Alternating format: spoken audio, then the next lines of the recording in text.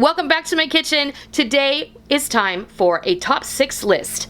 Today I'm going to share with you my top favorite cookbooks to add to your library if you're just getting started in life, in cooking, or stuff like that. So let's go see what this is all about.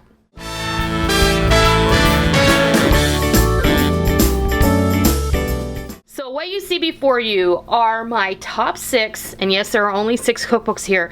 There are 2 different printings of this Better Homes and Gardens cookbook down here, and I'll explain why in a second. But yes, there are 7 books here, and this video is really for people who have asked me this question over and over again in the past, and they send me private messages and what have you. What are some of your favorite cookbooks? And if you're just getting started, which ones would you recommend are some of the better ones if I want a really good go-to book to know how to make just about anything. So these are my suggestions. You can take them all, and I'm gonna make you guys a list on my Amazon influencer page, and if you want to go over there and check it out, then you'll have these all in one place, and you'll be able to just click through, have a look, and decide what you want to do. If you want to put them in your cart for later or whatever, you guys decide that. But I'm gonna put them all in one place so it's easy for you to access them. These are all my favorite style of cookbook, which is the 3-ring binder style of cookbook, because it's really easy to flip through, and it's really easy to like pull a page out and then just put like a sticky note where you pulled it out of, and then you can put it in a page protector and use a magnet.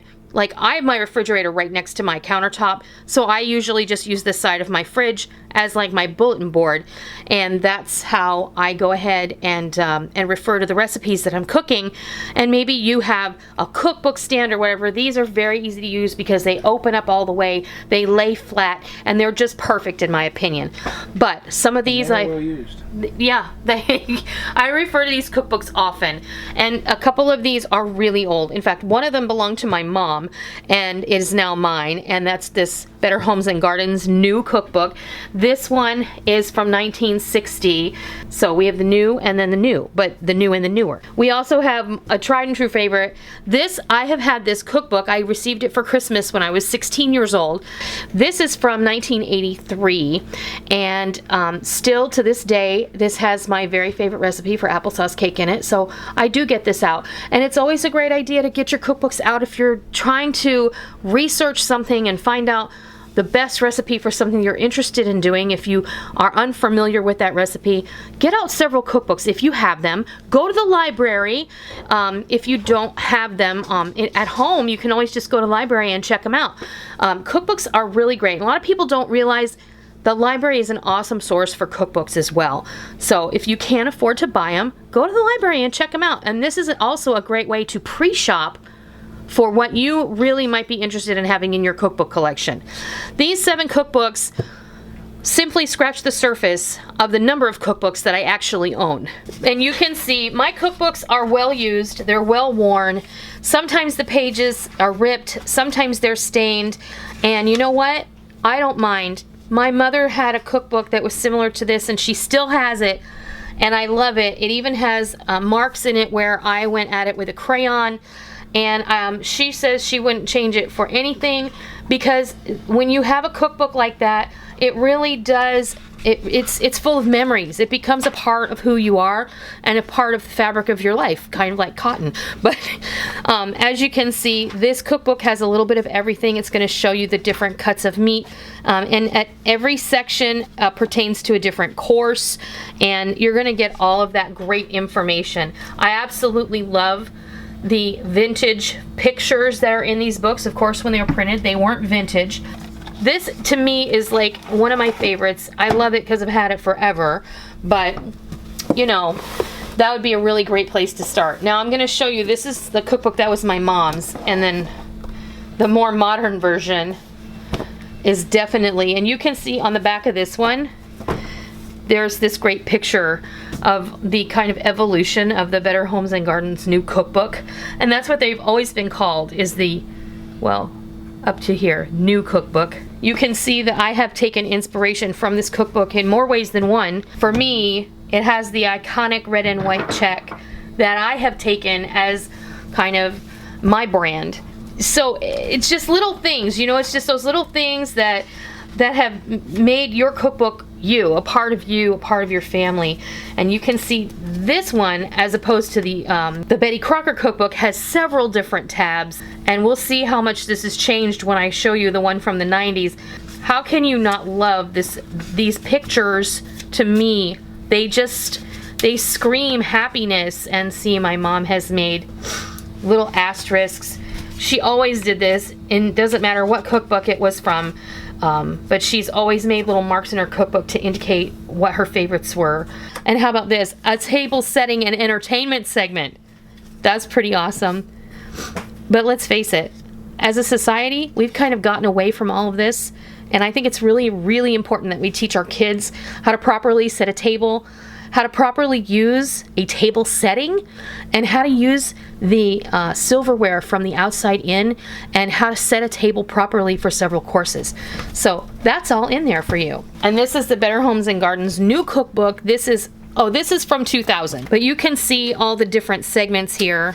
Let's see if I can get those where you can see them. There's this Better Homes and Gardens all-time favorites, which is awesome, because what this is a literal reprint of an older cookbook, and it even is yellowed. And I have to tell you, this cookbook here with these drawings, my mom has this one at her house, and it's the one that I drew on. Okay, so she replaced it with this one that I showed you before, but this is like their most popular recipes from over the years, and it gives you the date of the recipe when it was first published. I love this whole segment, and this is a really fun one to reference, because it's gonna just look at 1937 recipe for barbecued ribs. And the reason that these recipes are in here is because they were some of their most popular recipes. The next thing that I want to share with you is this. If you have this cookbook, then you know why I love it so much. I love the America's Test Kitchen show. I love Cook's Country, which is also by them. You can also tell this one is well used. I actually don't know what happened to the first few pages of this cookbook. This has been through a couple of moves with me. But if you thought there were a lot of segments in that last cookbook, I mean, look at this. Hello. And my post-it notes and all of that. Cook's Country and America's Test Kitchen really do get down to the business of cooking. Not only do they give you great recipes, but they give you test kitchen tips on, you know, they've made this several times, they've made it in several ways, and they're giving you the best of the best. I love this cookbook. In fact, this cookbook, I believe, has my favorite recipe for sugar cookies in it of all time. And yeah, it's right there. That's where that. But this is my favorite sugar cookie recipe of all time. I absolutely love it.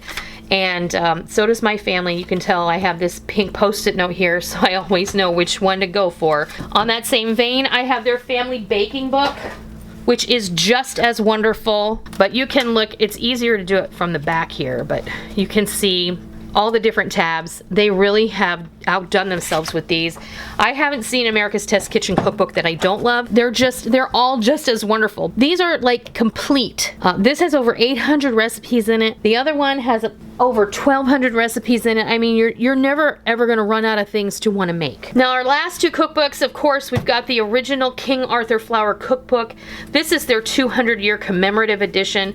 Yes, again, this one is super well used. I love this cookbook. Has lots of hand-drawn illustrations in it, and they're just super cute. Everything from pancakes and popovers, quick breads and muffins. I mean, this is really going to be your quintessential go-to recipe book for anything you want to know how to make with flour. There's a whole segment on whole wheat baking, a whole segment on sourdough baking, and my favorite, this segment back here, is just called Fun. And fun includes things like how to make modeling doughs, do holiday projects. Here's for paper mache paste, how to make schoolroom paste, and how to make homemade Play-Doh. So many awesome things. I love this cookbook. I think my friend Heather has this cookbook as well, and I don't think that anybody could find fault with this one. It's just really amazing, and it's full of great baking recipes. And then my final one, which is my Taste of Home Cookbook. Now, if you're not familiar with Taste of Home magazine, it really is a magazine that's filled with recipes that have been submitted by people from all over the country to their magazine, and it really is an awesome collection of just good old-fashioned family food.